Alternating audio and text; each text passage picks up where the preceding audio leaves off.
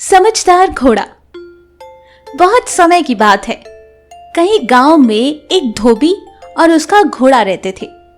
धोबी गांव के सारे गंदे कपड़े ले जाकर घोड़े के ऊपर लाद कर उन्हें नदी किनारे धोने जाया करता था।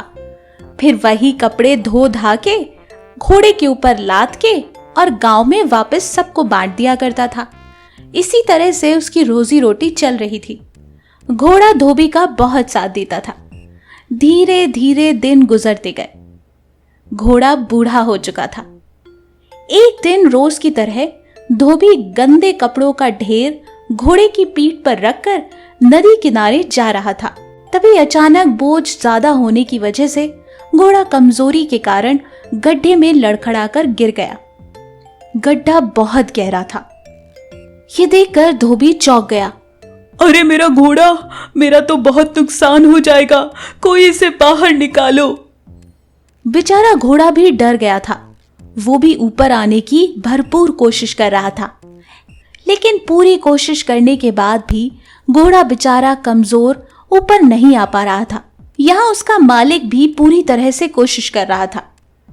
तभी कुछ देर कोशिश करने के बाद उसके मालिक ने मन ही मन सोचा, वैसे तो ये घोड़ा अब बूढ़ा हो चुका है, ज्यादा दिन चलेगा नहीं।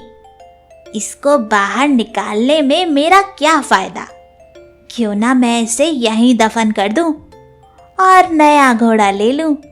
वैसे भी ये घोड़ा गड्ढे में गिरकर अब जख्मी हो चुका है। इस पर दवा दारू में मेरा पैसा बहुत खर्च होगा। इससे बेहतर है कि मैं इसे यहीं दफन कर दूं और शहर जाकर एक हट्टा कट्टा नया घोड़ा ले आऊं। ये सोचकर मालिक ने घोड़े को उस गड्ढे में ही दफन करने का इरादा कर लिया। उसने फावड़ा लेकर गड्ढे में मिट्टी डालना शुरू कर दिया।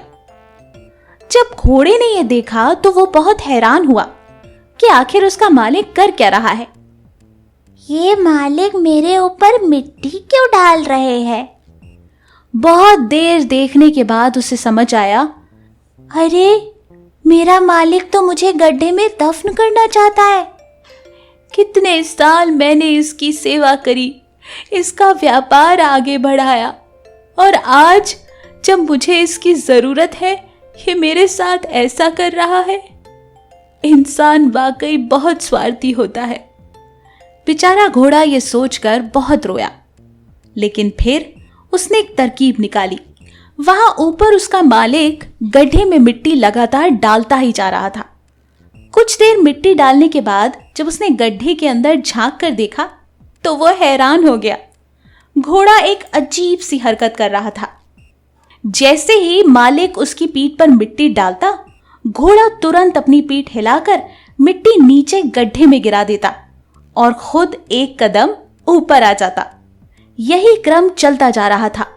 घोड़े की पीठ पर मिट्टी डाली जाती और वो पीठ हिलाकर मिट्टी नीचे गिरा लेता, जिसकी वजह से गड्ढा भरता जा रहा था और घोड़ा ऊपर आता जा रहा था। धीरे धीरे घोड़ा पूरी तरह से गड्ढे से बाहर आ गया और फिर कभी अपने मालिक के साथ नहीं गया। ये देखकर उसका मालिक बहुत हैरान हुआ और उसको देखता ही रह गया। इस कहानी से हमें ये सीख मिलती है कि जिंदगी में कई बार कुछ ऐसी परिस्थितियां आती हैं जो हमारे ऊपर इसी तरह मिट्टी डालने के बराबर होती हैं। कई बार बहुत बड़ी परेशानियां हमारे सामने आती हैं, लेकिन जिंदगी के इन गड्ढों से निकलने का यही तरीका है। अपनी परेशानी रूपी मिट्टी को गिराते जाइए, अपने ऊपर जमने मत दीजिए और उसी पर कदम रखकर अपनी जिंदगी में ऊपर उठिए। चरवाहा लड़का और भेड़िया। जंगल के बाहरी इलाके में ये गांव था। एक चरवाहा लड़का जंगल के पास लाने खेतों में भेड़ों का अपना झुंड लेता था।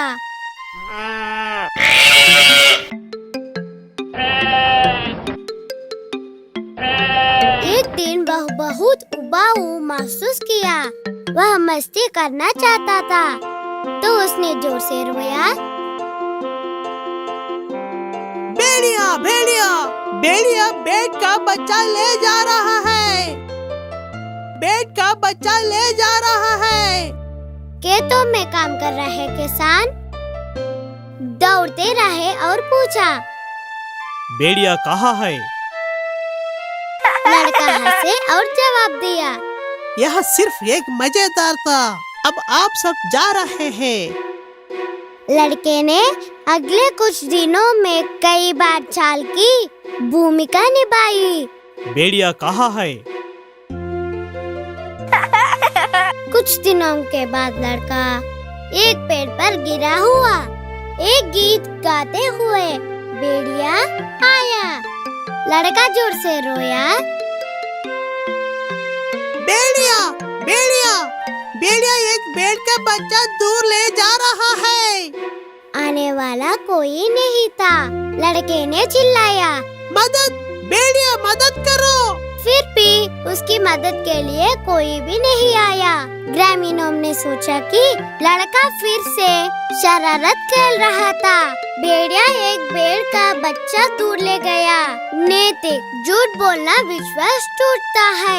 कोई भी झूठा विश्वास नहीं करता, भले ही वह अपनी आंखें खोले। एक बार एक समय पर एक शेर था जो इतने बूढ़े हो गया कि वह किसी भी शिकार को मारने में असमर्थ था।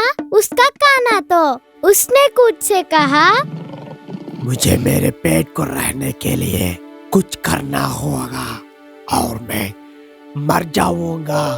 उसने सोच रखा और अंत में एक विचार ने उसे क्लिक किया। उसने झूठ बोलने का फैसला किया।